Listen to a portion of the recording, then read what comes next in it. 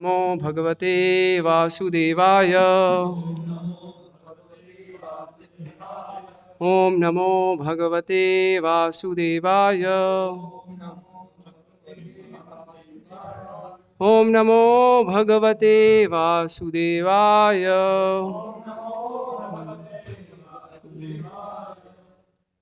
श्रीमद् भागवतम से पाठ, चतुर्थ स्कंद, अध्याय 25, श्लोक क्रमांक 37। इमाम त्वम अधीतिष्ठस्व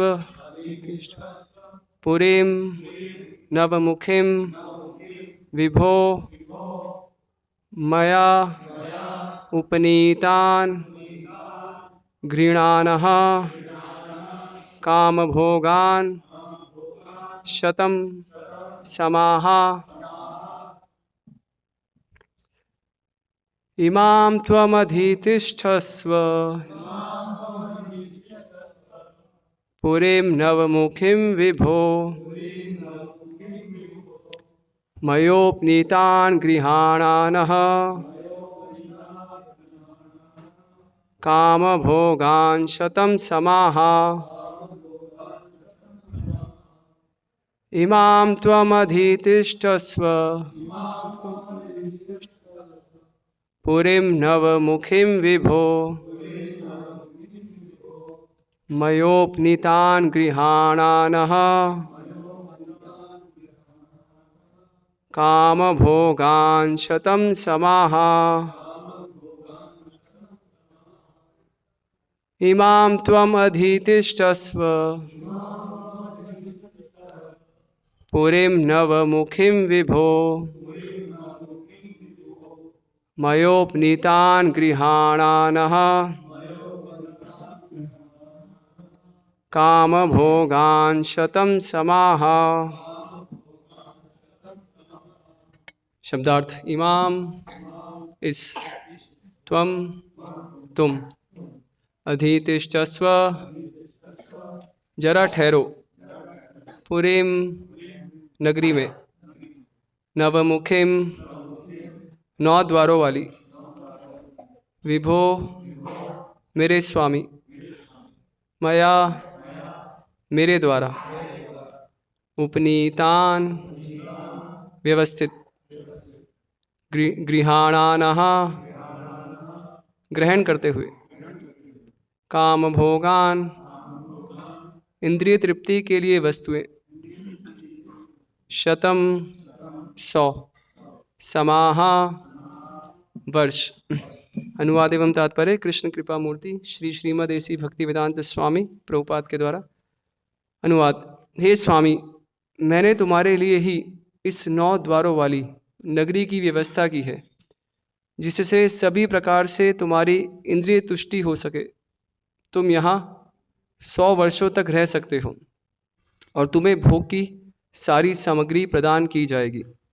तात्पर्य: धर्मार्थ काम मोक्षाणाम द्वारा संप्राप्ति हेतवः। धर्म, अर्थ, काम तथा मोक्ष के क्षेत्र में सभी प्रकार की सफलता का कारण स्त्री है। जब पुरुष पत्नी ग्रहण करता है, विवाह करता है, तो यह माना जाता है कि उसे मोक्ष की दिशा में प्रगति के लिए सहायता मिल रही है। जीवन के प्रारंभ में मनुष्य को ब्रह्मचारी के रूप में शिक्षित किया जाता है और फिर उपयुक्त लड़की के साथ विवाह करके गृहस्थ जीवन बिताने दिया जाता है। यदि गृहस्थाश्रम की ठीक से शिक्षा मिले तो मनुष्य को मानव जीवन की समस्त सुविधाएं, भोजन, नींद, संभोग तथा सुरक्षा प्राप्त हो जाती हैं। यदि विधि विधान के अनुसार सब कुछ किया जाए तो प्रत्येक सुविधा उपलब्ध है। ओम अज्ञानतिमिरन्धस्य ज्ञानाञ्जनशलाकया चक्षुरुन्मीलितं येन तस्मै श्रीगुरवे नमः। श्रीचैतन्यमनोभीष्टं स्थापितं येन भूतले स्वयं रूपः कदा मह्यं ददाति स्वपदान्तिकं। वन्देऽहं श्रीगुरो श्रीयुतपदकमलं श्रीगुरुन् वैष्णवांश्च श्रीरूपं साग्रजातं सहगणा रघुनाथान्वितं तं सजीवं साद्वैतं सावधूतं परिजनसहितं कृष्णचैतन्यदेवं श्री राधा कृष्ण पादान् सह गण ललिता श्री विशाखान्वितांश्च नमो ओं विष्णुपादाय कृष्णपृष्ठाय भूतले श्रीमते भक्तिवेदांत स्वामिन् इति नामिने नमस्ते सारस्वते देवे गौरवाणी प्रचारिणे निर्विशेष शून्यवादी पाश्चात्यदेशतारिणे नमो महावदन्याय कृष्ण प्रेम प्रदायते कृष्णाय कृष्ण चैतन्य नामने गौरत्विषे नमः। हे कृष्ण करुणा सिंधो दीनबंधो जगतपते गोपेश गोपिकाकांत राधाकांत नमस्तुते तप्त कांचन गौरांगी राधे वृंदावनेश्वरी वृषभानुसुते देवी प्रणमामि हरिप्रिये वाञ्छाकल्पतरुभ्यश्च कृपा सिन्धुभैव च पतितानां पावनेभ्यो वैष्णवेभ्यो नमो नमः। जय श्री कृष्ण चैतन्य प्रभु नित्यानंद श्री अद्वैत गदाधर श्रीवासादि गौर भक्तवृंद। हरे कृष्णा कृष्णा कृष्णा हरे हरे हरे राम राम राम हरे हरे।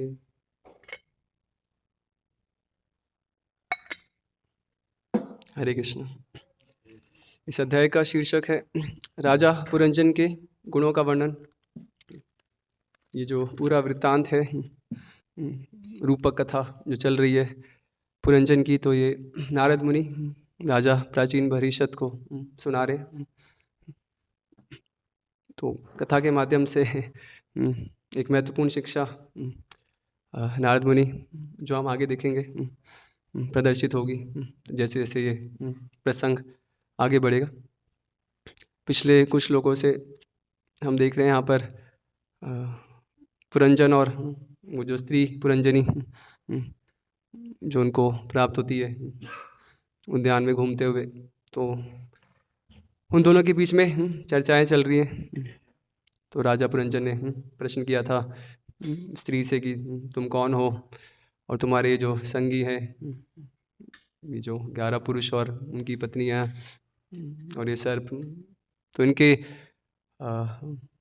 विषय में, इनकी आइडेंटिटी जानने के विषय में पुरंजन प्रश्न करते हैं स्त्री से, और फिर वो स्त्री उत्तर देती है, मतलब कि वो नहीं जानती कि किनकी वो संतान है, और जो उनके पार्षद है उनके विषय में भी उसको कुछ ठोस ज्ञान नहीं है। तो उसी उत्तर की श्रृंखलाओं में ये आज का श्लोक हमें प्राप्त होता है। तो यहाँ पर ये जो 9 द्वार वाली पुरी है सिटी, तो ये शरीर है, और राजा पुरंजन तो कोई और नहीं, तो जीवात्मा, तो वो रिप्रेजेंट कर रहे हैं जीव को, और उसकी जो भ्रामक बुद्धि है जिसको कुछ ज्ञान नहीं सिवाय भोग के, जिसको और कुछ नहीं सूझता। तो ऐसी जो कृष्ण से विपरीत बुद्धि, बिविल्डर्ड इंटेलिजेंस, तो वो प्रदर्शित हो रही है यहाँ पर स्त्री पुरंजनी के माध्यम से। जैसे पिछले श्लोक के तात्पर्य में प्रभुपाद लिख रहे थे कि इस प्रकार जीव देहात्म बोध में अपनी बुद्धि का उपयोग अपनी इंद्रियों को यथासंभव तुष्टि के लिए करता है। तो जो भी जीवात्मा जिसको अपनी वास्तविक परिस्थिति नहीं पता, जो देहात्म बुद्धि में अपनी पहचान इस शरीर, मन और बुद्धि से कर रहा है, तो अपनी जो भी उसको इंटेलिजेंस है जो कि भगवान के द्वारा दी गई है, भगवान बताते हैं ना गीता में, मता स्मृति ज्ञानम अपोहनम चा सर्वस्य च हम हृदय सन्निविष्टो, तो वो गॉड गिफ्टेड इंटेलिजेंस को तो गॉड के पास ना जाकर हर प्रकार से इंद्रिय तृप्ति में उसको प्रयोग करेगा। तो यही मतलब आज के श्लोक में वो जो बुद्धि है, मतलब वो जो स्त्री जो कि सिंबलाइज कर रही है उस बिविल्डर्ड, उस भ्रमित बुद्धि को, तो उस राजा पुरंजन को तो न्योता दे रही है। क्या कह रही है? हे स्वामी, मैंने तुम्हारे लिए ही इस 9 द्वारों वाली नगरी की व्यवस्था की है, जिससे सभी प्रकार से तुम्हारी इंद्रिय तुष्टि हो सके। तो जैसे प्रभुपाद बताते हैं ना, कोई कृष्ण को अगर जानना चाहते हैं तो भगवान उसको बुद्धि देंगे कि वो उनके पास आ सके, और कोई उनको भूलना चाहता है तो कृष्ण उसको ऐसे इंटेलिजेंस देंगे कि वो जन्मों जन्मों तक अलग अलग योनियों में भटकेगा, और तो कभी सपने में भी उनके पास नहीं आ सकता। तो इस तरह यहाँ जो बुद्धि है, तो कैसे वो डीपली इंद्रिय तुष्टि में जीवात्मा लग सके, तो उसी के लिए सब प्रकार की व्यवस्था कर रही है। तुम यहाँ 100 वर्षों तक रह सकते हो और तुम्हें भोग की सारी सामग्री प्रदान की जाएगी। तो यहाँ तात्पर्य में प्रभुपाद मनुस्मृति से उद्धरण कर रहे हैं, धर्मार्थ काम मोक्षाणाम द्वारा संप्राप्ति हेतवा। इसलिए द्वारा शब्द होना चाहिए यहाँ पर, द्वारा। तो कैसे, मतलब एक पत्नी है वो मतलब एक पुरुष के लिए जो कि वांछित फल है इस भौतिक जीवन के, जो 4 पुरुषार्थ बताए गए हैं, धर्म अर्थ काम और मोक्ष, तो उसकी प्राप्ति में सहायक होती है। तो कैसे ये जो अलग अलग पिलर्स ऑफ सक्सेस, जो 4 पुरुषार्थ बताए गए हैं, तो कैसे एक स्त्री सहायता करती है एक पुरुष को, तो हम देख सकते हैं। तो धर्म, तो यहाँ पर धर्म मतलब तो पराधर्म नहीं, मतलब भागवतम का जो धर्म है, सावे पुंसो परो धर्मो यतो भक्ति रदोक्षजे, तो वो भक्ति, वो परम धर्म नहीं, लेकिन जो सामान्य वर्णली धर्म, जो भी वर्णाश्रम एक सभ्य समाज में एक सभ्य पुरुष की जो भी धार्मिक और नैतिक ड्यूटीज़ होती हैं, जो भी कृत्य होते हैं, तो उसमें एक स्त्री है वो सहधर्मी एज अ असिस्टेंट सहधर्मी की तरह रहती है और पुरुष को हर प्रकार से सहायता प्रदान करती है। तो एक समाज में जैसे कई वैदिक अनुष्ठान होते हैं, यज्ञ दान, तो उसमें विशेषकर एक गृहस्थ के लिए आवश्यक है कि वो अपनी पत्नी के साथ इन सबको संपन्न करे। तो उदाहरण हम देखते हैं भगवान राम का भी, कि जब उनको वो अश्वमेध यज्ञ करना था, मतलब जब उन्होंने घोड़ा भेजा था ना, और लव कुश ने पकड़ लिया था, मतलब ये सब दोबारा मतलब मन से लौट आने के बाद, तो कैसे उस समय तो माता सीता का त्याग कर चुके थे, लेकिन यज्ञ करने के लिए कैसे फिर उनकी स्वर्ण से वो मूर्ति निर्मित की जाती है। तो एक मतलब एक प्रकार का धार्मिक अनुष्ठान, ये सब यज्ञ संपादन करने के लिए तो आवश्यक है कि जो पुरुष है उसके लिए अपनी पत्नी के साथ रहना, तो उन्हीं के उपस्थिति में ये सब जितने भी ये संस्कार है वो संपादित होते हैं, मतलब फ्रूटफुल होते हैं। फिर अर्थ, तो मतलब व्यक्ति धार्मिक कार्य करता है तो अर्थ उपार्जन हो सके। तो प्रभुपाद भी कोट करते थे ना, एक I think Marshall law of economics, क्या था वो, family attachment is the impetus for economic development. कि कोई व्यक्ति मतलब आर्थिक विकास करना चाहेगा, कुछ पूंजी इकट्ठा करना चाहेगा, उसके लिए जो इम्पीटस है, उसके लिए मोटिवेशन कहाँ से मिल रही है, परिवार के प्रति जो आसक्ति है, पत्नी बच्चों के प्रति, मतलब एक ब्रह्मचारी तो कहीं पे भी तो उसको क्यों हार्ड वर्क करना है, ठीक है, मतलब फंड कलेक्शन के लिए वो गौर राधा वल्लभ के लिए तो सब कुछ ला सकते हैं, लेकिन खुद के लिए तो वो क्या, मतलब बिना छत के भी और एक गमछे में कहीं भी हो सकता है ना। प्रभुपाद बताते थे कि ये जो इतने बड़े बड़े स्काई स्क्रैपर्स हैं, जो गगनचुंबी मारते हैं, और क्या 5 स्टार 7 स्टार और कितने स्टार वाले होटल्स हैं, तो उन सब का क्या पर्पस है, बस अपोजिट सेक्स उनको अट्रैक्ट करना और उनकी तुष्टि करना। भागवतम में आता है ना, दूसरे स्कंद में, निद्रा हीयते नक्तम व्यवावेंच वावया दिवाचा हरते भया, दिवाचा हरते भया राजन कुटुंब भरणे नवा। कि व्यक्ति होगा वो पूरा दिन मेहनत करता है, खून पसीने की कमाई, तो इतना वो परिश्रम क्यों करता है, तो कमा के लाएगा और उस हार्ड वर्क को फुल यूज़ करेगा, मतलब जो भी उस पैसे की कमाई है उसकी मेहनत की, उससे जो उसकी पत्नी है उसकी डिमांड्स, तो आजकल तो कोई मतलब महंगाई के ज़माने में तो कुछ डिमांड्स का अंत ही नहीं है। 50,000 की साड़ी चाहिए होगी वाइफ को, और क्या चाहिए होगा, आईफोन, आईपैड और स्मार्टफोन, और कितनी बड़ी लिस्ट होगी। तो वो सब मेहनत करेगा, और उसके जो फैमिली वाले होंगे, जैसे प्रभुपाद बताते थे ना, स्वजन आके दस्यु, कि अगर कोई व्यक्ति के पास पैसा लेके जा रहा है और एक चोर होगा, वो क्या चाकू की नोक पे उससे सब छीन लेगा। अभी उस समय कुछ कर भी नहीं सकता ना वो, अब जान बचाया, पैसा क्या प्यारा है, जान प्यारी है, तो अब सरेंडर कर देगा और पैसा दे देगा।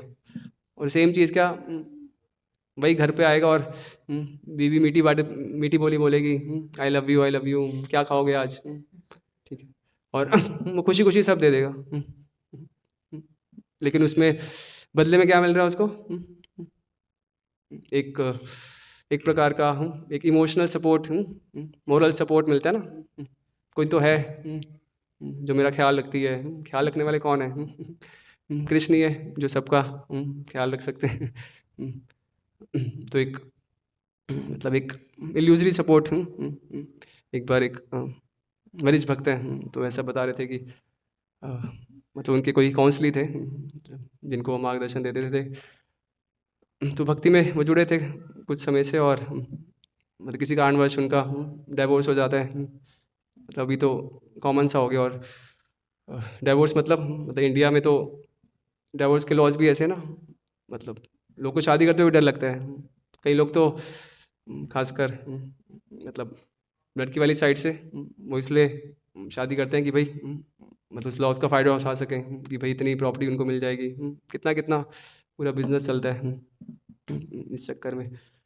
तो वो भक्त थे, मतलब जुड़े थे नए नए, और कुछ समय में उनका डाइवोर्स हो जाता है, और फिर मतलब वो प्रभु जी जिनसे गाइडेंस ले रहे थे, तो मतलब उनको बहुत समझाते हैं कि भाई अभी ये सब छोड़ो, मतलब आपको ऑलरेडी मतलब सुन आपने एक्सपीरियंस भी कर लिया है इस भौतिक जीवन को, तो अभी मतलब उनका इच्छा होती है दोबारा विवाह करने का, लेकिन प्रभु जी उनको बहुत समझाने का प्रयास करते हैं कि अभी छोड़ो, आ जाओ, आश्रम में बहुत जगह है, बहुत वैकेंसी है। ठीक है, अभी यंग भी हो, और अच्छा अपनी एनर्जी कृष्ण की सेवा में लगाओ। लेकिन बहुत समझाने के बाद उनका एक ही आर्गुमेंट होता है, नहीं मुझे विवाह करना है। क्यों क्यों करना है, मतलब कोई तो होना चाहिए अपना दिल बताने के लिए, अपना हार्ट शेयर करने के लिए, कोई तो होना चाहिए। मतलब इतने 50 ब्रह्मचारी हैं, 10 मतलब हर कमरे में 10-10 ब्रह्मचारी भरे हैं, वो कम है क्या दे अपना हार्ट शेयर करने के लिए? तो और कोई नहीं है तो मतलब राधा वल्लभ तो है ही, तो शेयर करो हार्ट, लेकिन फिर भी कोई तो होनी चाहिए अपना हार्ट शेयर करने के लिए। तो एक मतलब कितना एक मतलब भगवान ने कैसा अरेंजमेंट किया, एक इल्यूजरी सपोर्ट, कि मेरा जो इमोशनल नीड्स है वो वही फुलफिल कर सकती है, तो इसलिए मुझे विवाह करना है।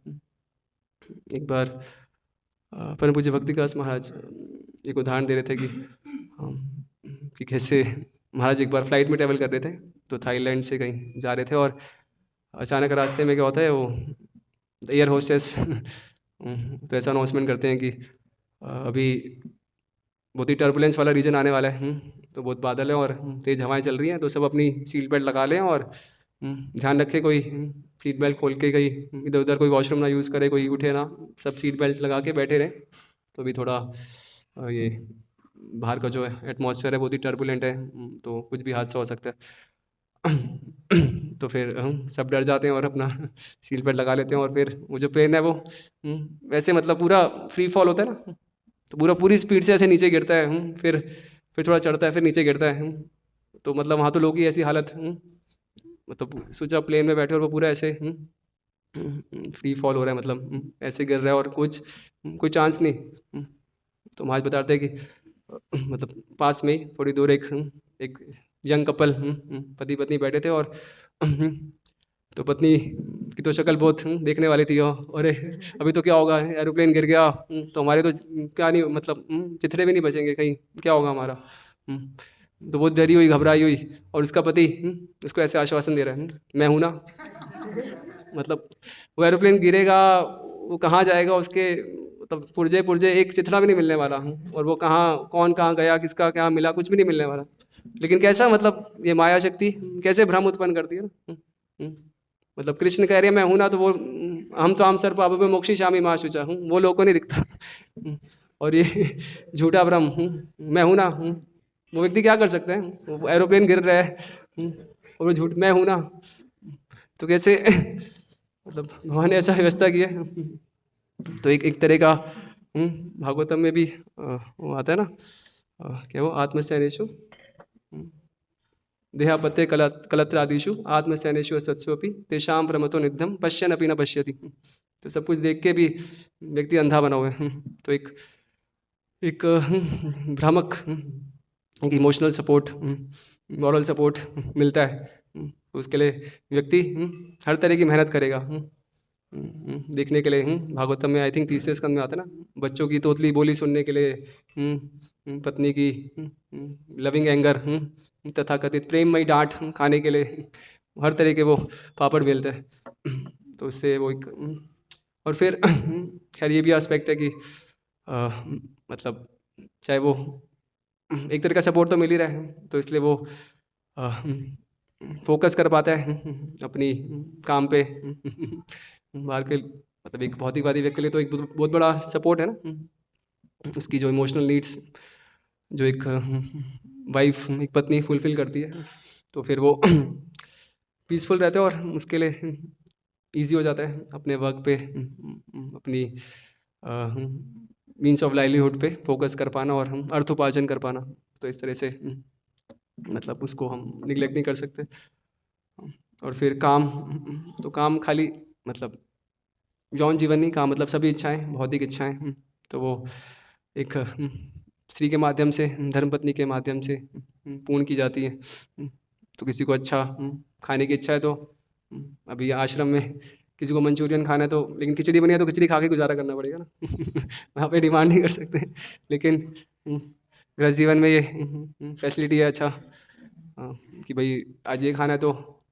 पर आजकल तो पता नहीं बनाती हैं वाइफ्स, आजकल तो क्या कहती होंगी, हाँ जोमेटो पे फ़ोन कर लो मेरे लिए भी मंगवा लेना। तो एक ज़माना था जब एक्सपेक्ट किया जा सकता था हाँ कि जो भी आपको चाहिए वो मतलब एक ओबीडियंट वाइफ होगी और सभी इच्छाएं, तो अच्छा खाने की इच्छा है तो वो पूरी पूरी करेगी, अच्छा देखने की तो एक स्त्री जैसा प्रभुपाद आई थिंक तीसरे स्कंद में ये जो देवहूति और कर्दम का प्रसंग आता है, तो उसमें काफ़ी डिटेल में भी समझाते हैं कि कैसे मतलब एक पति की प्रेजेंस में उपस्थित में एक पत्नी कैसे सज धज के आती है और उसको मतलब उसकी जो दिन भर की थकान है, जो श्रम करके आया है, तो कैसे एक पत्नी अपना श्रृंगार करती है पति को आनंद देने के लिए, और वो जो दिन भर की कड़ी मेहनत है वो सब भूल जाता है, और वो एक पति पत्नी आपस में एक फ़नी वे में वो एंजॉय करते हैं और जो भी भौतिक जीवन शैली है उसका आनंद उठाते हैं। तो ये जो एक तरह का संबंध है, एक प्रगाढ़ संबंध, जैसे देवहूति माता का था विश्रम्भेण गौरवेण, और बहुत ही उनका आत्मीय संबंध था। तो वो एक बहुत बड़ा एक सपोर्ट सहायक प्रदान करता है पुरुष को। तो वो मतलब इमोशनली फिजिकली मेंटली स्टेबल रहेगा और फिर वो अनैतिक कार्यों में लिप्त नहीं होगा। तो इसमें जो समाज का जो ढांचा है स्ट्रक्चर वो स्मूथली रन हो सकता है।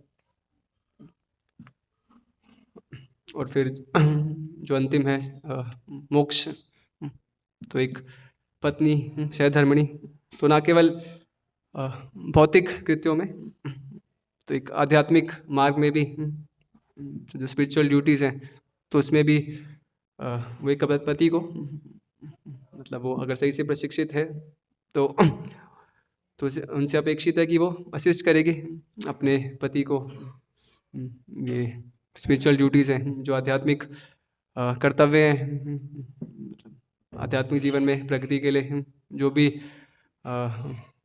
अनुष्ठान है, तो उन सब के डिस्चार्ज में भी मतलब उन सबको संपन्न करने भी जो पत्नी है वो एक पति की सहायता करती है। और तो कुछ भी आयोजन है, कुछ पूजा का, तो वो सब सामग्री तैयार कर देगी।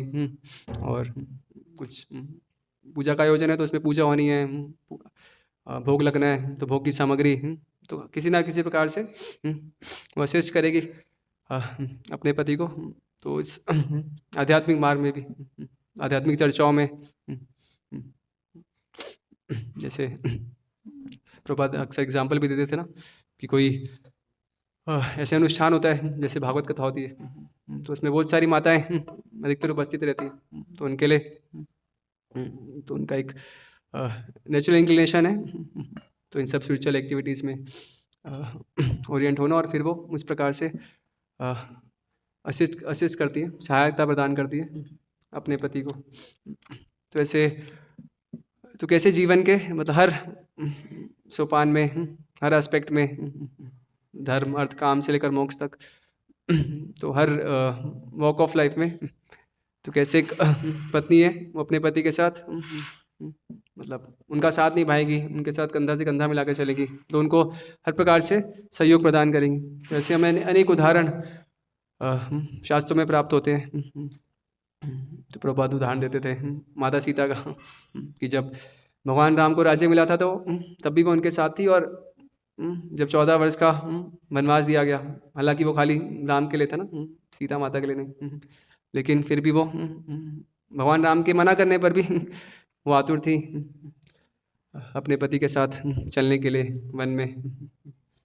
फिर भागवतम के 3 स्कंद में माता देवहूति का उदाहरण हमें मिलता है कि कैसे कर्दम मुनि, जो बहुत बड़े योगी थे, उनके लिए तो मतलब उनको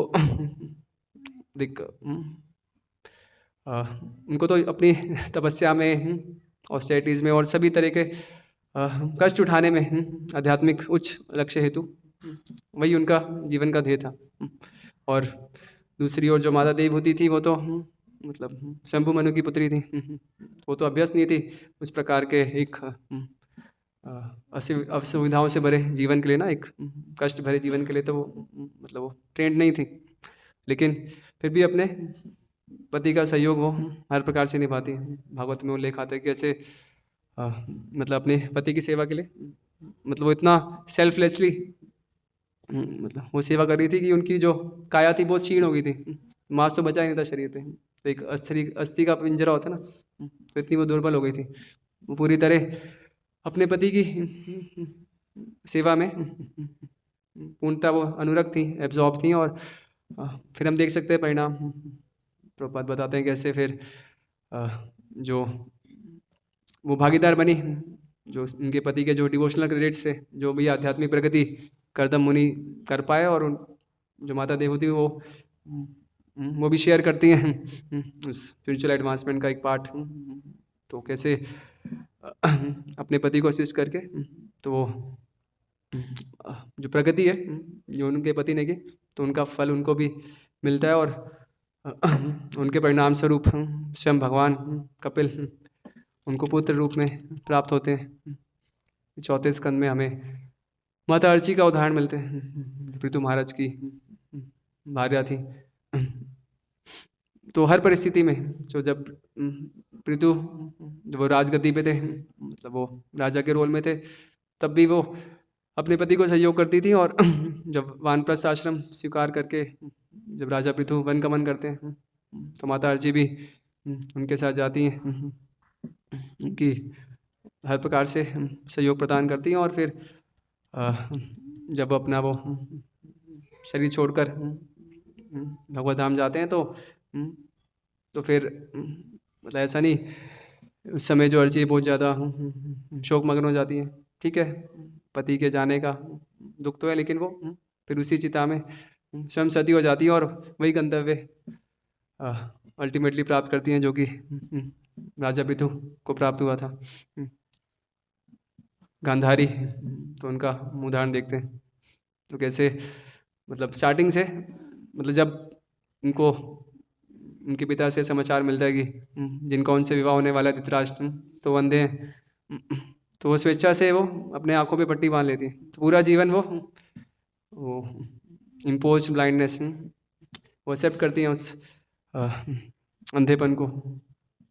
और धृतराज थे तो ना केवल वो जन्म से अंधे थे, लेकिन वो पुत्र आसक्ति में भी अंधे हो चुके थे।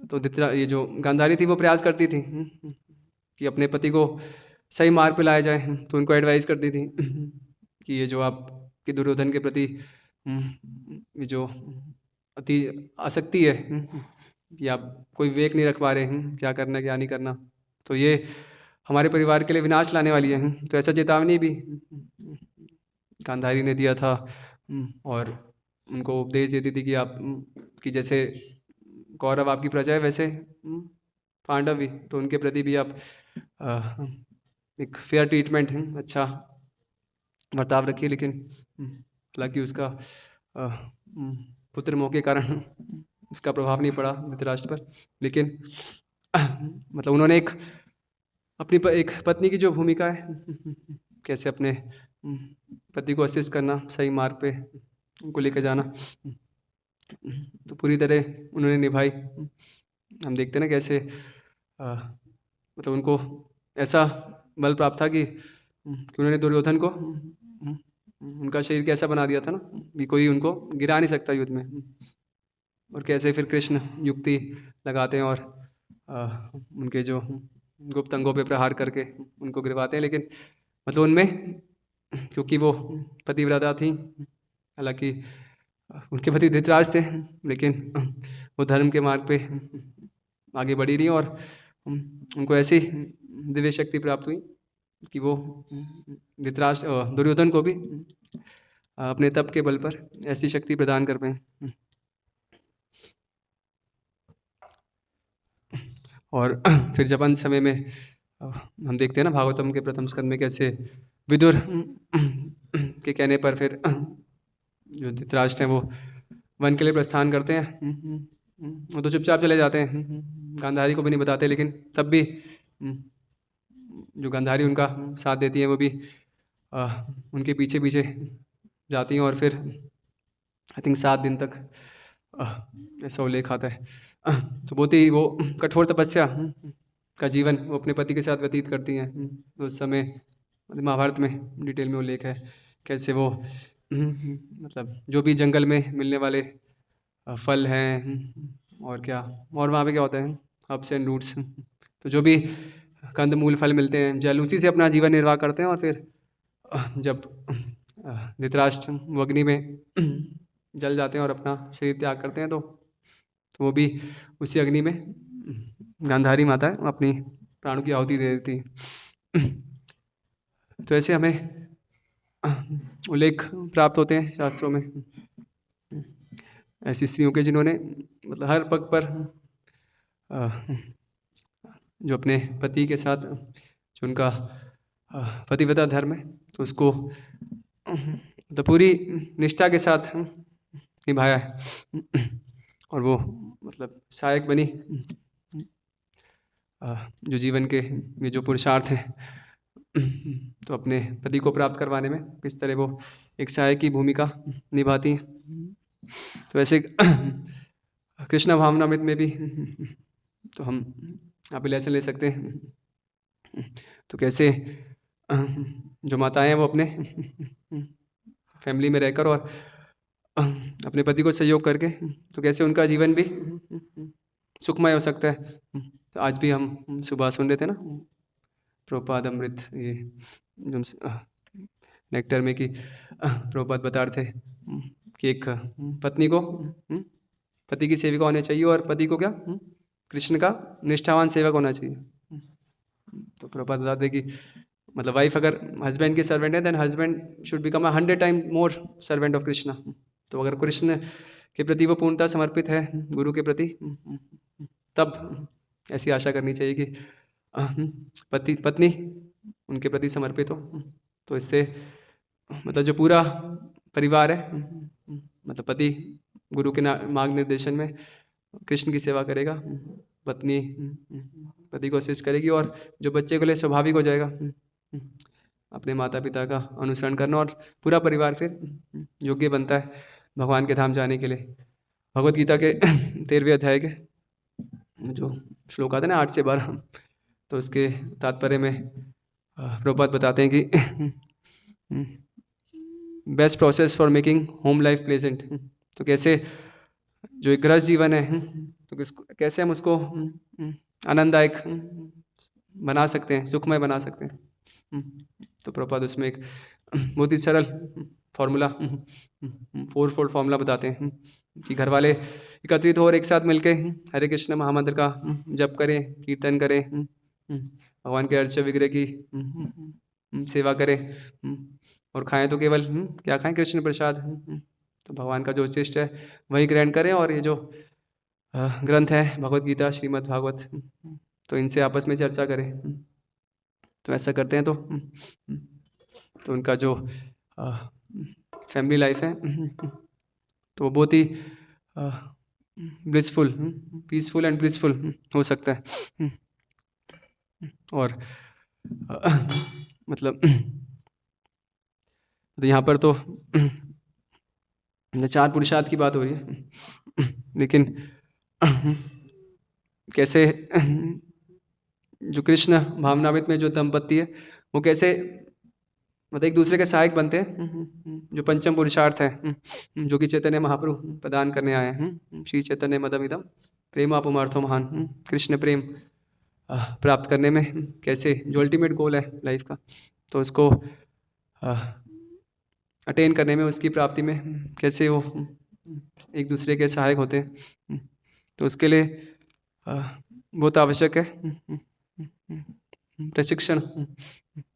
जैसे यहाँ पर प्रभुपाद लिख रहे हैं तात्पर्य में, जीवन के प्रारंभ में मनुष्य को ब्रह्मचारी के रूप में शिक्षित किया जाता है और फिर उपयुक्त लड़की के साथ विवाह करके गृहस्थ जीवन बिताने दिया जाता है। और यहाँ पर ये श्लोक के अनुवाद में भी आया ना, वो जो पुरंजनी है, मतलब वो एक जीवात्मा की जो बुद्धि है वो उसको उपदेश दे रही है कि तुम इस नगरी में, मतलब ये शरीर में 100 वर्ष तक रह सकते हो और तुम्हें भोग की सारी सामग्री प्रदान की जाएगी। तो कलयुग में मतलब जो जनरल एक्सपेक्टेड 100 वर्ष की आयु, तो उसमें लाइफ के 4 फेसेस, तो 4 वर्ण और 4 आश्रम, तो जो 4 स्पिरिचुअल ऑर्डर्स है, जिसमें जो पहली स्टेज है ब्रह्मचारी आश्रम की, जिसको स्टूडेंट लाइफ कहा जाता है। तो उसमें एक मतलब ये जो ब्रह्मचारी जीवन है ये पूरा फाउंडेशन है।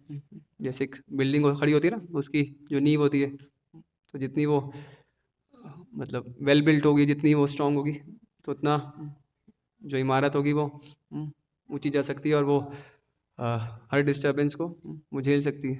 तो इसी तरह जो पहले 25 वर्ष की जो अवस्था है, 5 वर्ष से 25 वर्ष तक सामान्यता, तो उसमें मतलब पारंपरिक रूप से जो बच्चों को, छात्रों को ट्रेनिंग के लिए गुरुकुल भेजा जाता था, जहाँ पर उनको प्रशिक्षण दिया जाता था।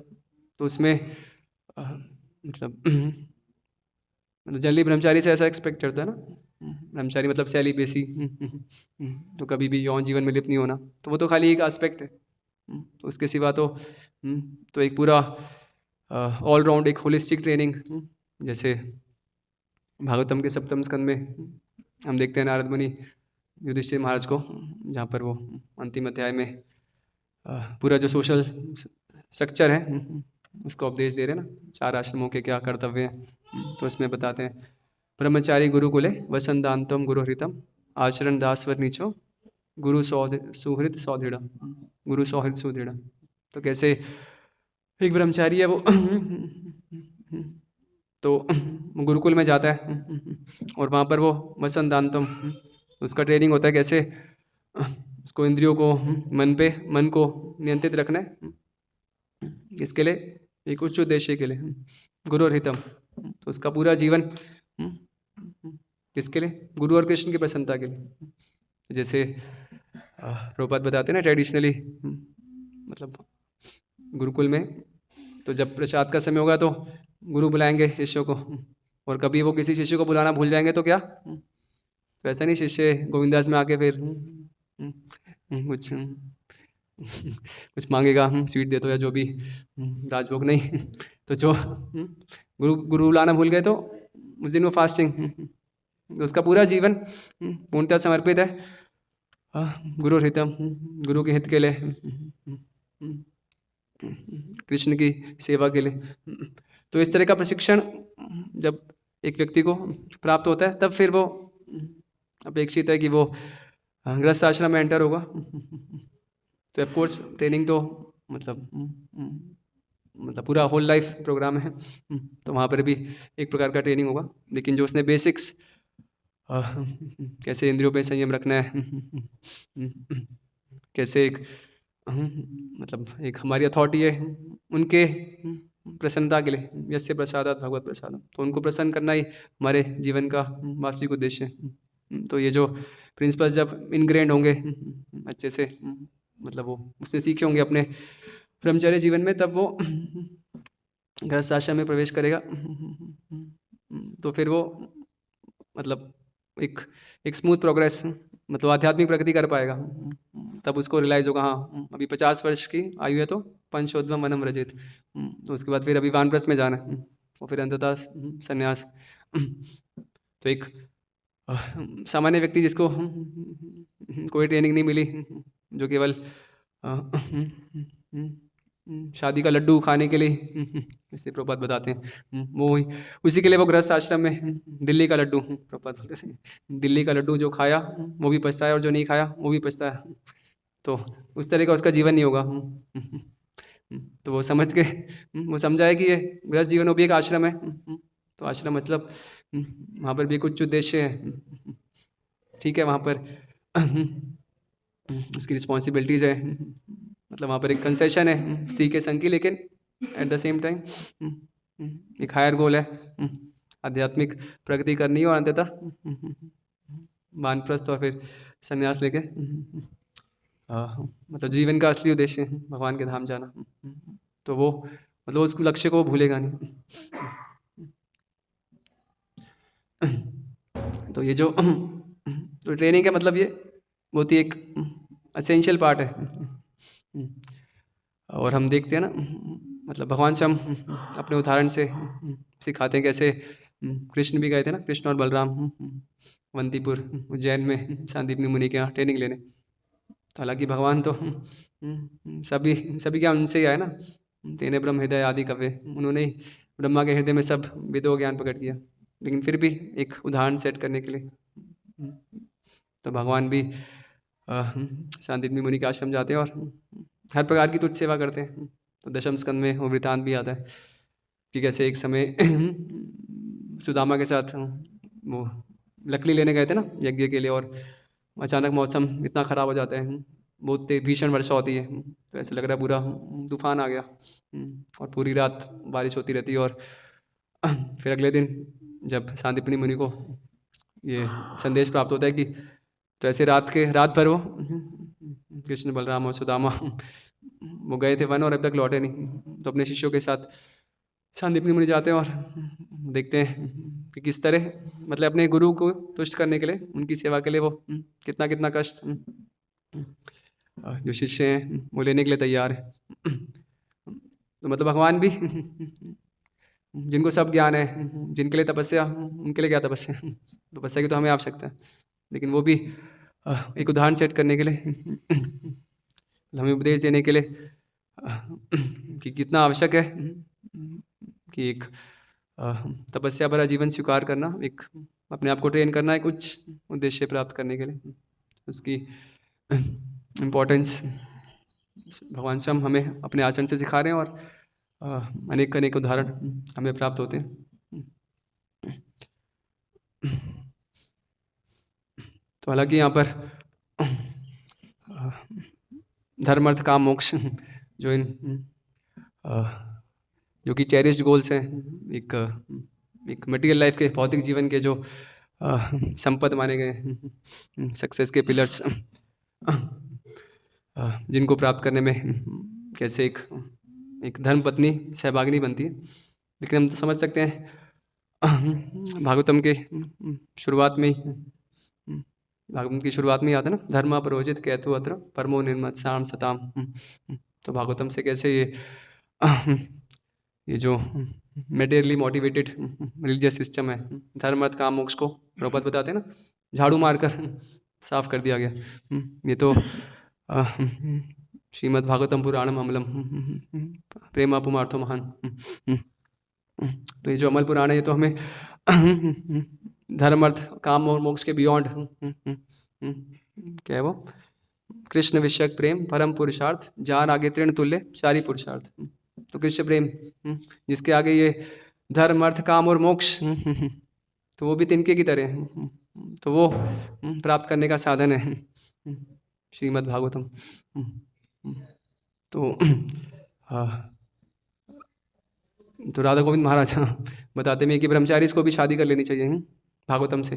तो दूसरी पत्नी जो फिजिकल पत्नी है, तो आजकल के ज़माने में तो हम अपेक्षा नहीं कर सकते कि उनके सहयोग से ये जो धर्म अर्थ काम और मोक्ष मिलेगा नहीं मिलेगा, लेकिन भागवतम गारंटीड है, मनी बैक गारंटी कि वो कृष्ण प्रेम। तो यदि आप आश्रय लेते हैं भागवतम का, कृष्ण तुल्य भागवत सर्व विभु सर्वाश्रय प्रति श्लोके प्रति अक्षरे नाना अर्थ है। तो भागवतम का आश्रय लेते हैं तो स्वयं भगवान से अभिन्न है। तो ये गारंटी है कि जरूर तो जीवन का जो अल्टीमेट गोल है कृष्ण प्रेम, वो प्राप्त हो सकता है।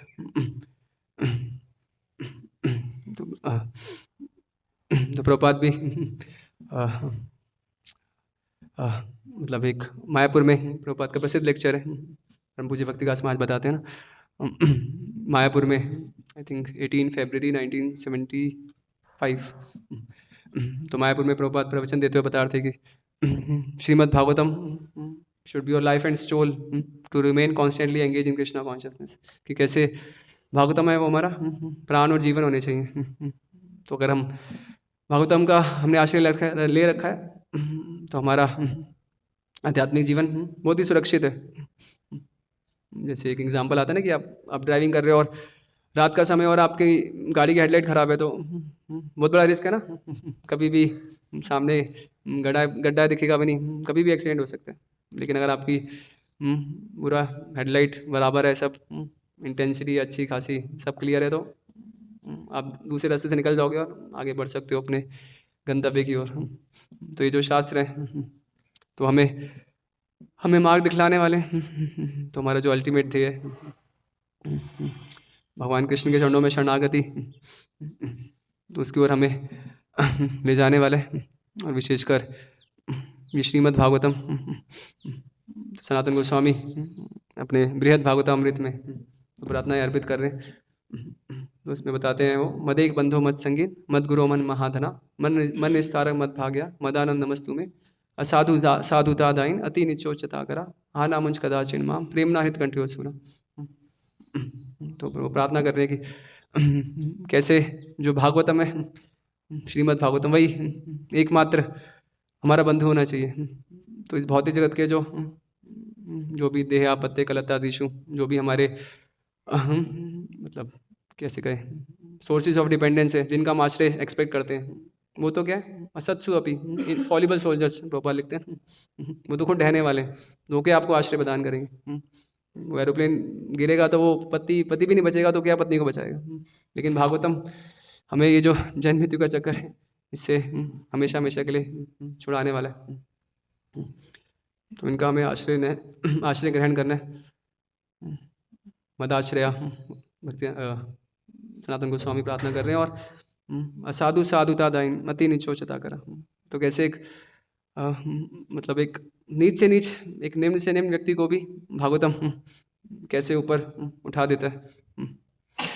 तो एक बार एक भक्त उदाहरण दे रहे थे, मतलब कैसे एक व्यक्ति थे एथीस्ट, तो वो इस्कॉन मंदिर आते हैं और चैलेंजिंग मोड में कि मैं दिखा के रहूँगा कैसे ये सब बकवास है, ये सब किताबें और ये क्या भक्ति। तो आते हैं और बुक टेबल पे और पूछते हैं, अच्छा आपके प्रभुपाद की सबसे इम्पोर्टेंट बुक क्या है, क्या है दिखाओ, मैं उसमें मैं पढ़ूंगा और गलती दिखाऊंगा कैसे वो गलत है। तो भक्तों को तो भागवतम देते हैं, वही प्रभुपाद जी का मास्टरपीस है। तो उनको भागवतम मिलती है और वो ले जाते हैं इस मंशा के साथ कि अब ठीक है, अभी उसको पढ़ेंगे और उसको वो प्रमाणित कर देंगे कैसे ये सब गलत है, ब्रेन वॉश है। तो पढ़ना शुरू करते हैं। अभी मतलब पूरा सेट आ गया, तो मतलब घर पे भागवतम आ गया तो कृपा चालू हो चुकी है, मतलब ठीक है। तो पढ़ना स्टार्ट कर रहे हैं। तो मतलब एक हाथ में वाइन का ग्लास है, मुंह में सिगरेट है और साथ में भागवतम भी चल रही है। और पढ़ते हैं तो पहला कैंटो कंप्लीट होता है, दूसरा कंप्लीट होता है, तो फिर वो वाइन छूट जाती है। तीसरे स्कंद तक आते आते सिगरेट भी पता नहीं कहाँ चली जाती है। फिर चौथा स्कंद शुरू होता है तो जपमाला आ जाती है हाथ में। फिर धीरे धीरे कंठी माला आ जाती है, तिलक भी लग जाता है। तो कैसे श्रीमद् भागवतम पूरा कायापलट कर देते हैं। तो हमें सौभाग्य बहुत बड़ा प्रभुपाद जी ने ये जो कृष्ण प्रेम हमें दिया इस अपने भक्ति वेदांत पर्पट्स में। प्रभुपाद कहते थे ये जो ग्रंथ है उनकी एक्सटेसिस है, और ये कोई सामान्य वचन नहीं, भगवान कृष्ण ने पर्सनली उनको डिक्टेट किए जो प्रभुपाद ने रिकॉर्ड किए। एक ऐसा भी वार्तालाप आता है जब प्रभुपाद न्यू जर्सी में थे, जब उनको 3rd टाइम स्ट्रोक होता है और रिकवर हो रहे थे, उनकी हेल्थ रिकवर हो रही थी। और तो प्रभुपाद के साथ गौर सुंदर प्रभु और गोविंद दासी माता जी थी। और बाद में प्रभुपाद कह रहे थे, प्रभुपाद कहते थे कि मैं इस भौतिक जगत में आना नहीं चाहता था, सच अ नेस्टी प्लेस, मैं बिल्कुल नहीं आना चाहता था इस गंदे स्थान पे। लेकिन कृष्ण ने मुझे कहा कि आप आओ, कुछ बुक्स लिखो और फिर चले जाना, फिर वापस आ जाना मेरे पास। तो इस बद जीवों पे उपकार करने के लिए कुछ बुक्स लिख के फिर मेरे पास वापस आ जाना। तो प्रभुपाद यही देने आए हैं हमें, हम जैसे बद जीवों पर कृपा करने के लिए। तो हमें पूर्णतः इनका आश्रय लेना चाहिए और माध्यम बनना चाहिए, ये जो शेल्टर है दूसरों को एक्सटेंड करने में, ताकि उनको भी ये जो मधुर से मधुर कृष्ण प्रेम का फल है उनको भी प्राप्त हो सके, वो भी ये जो आनंदम बुद्धि वर्धनम इनका आस्वादन कर सके। तो यहीं पर ही हम विराम करते हैं।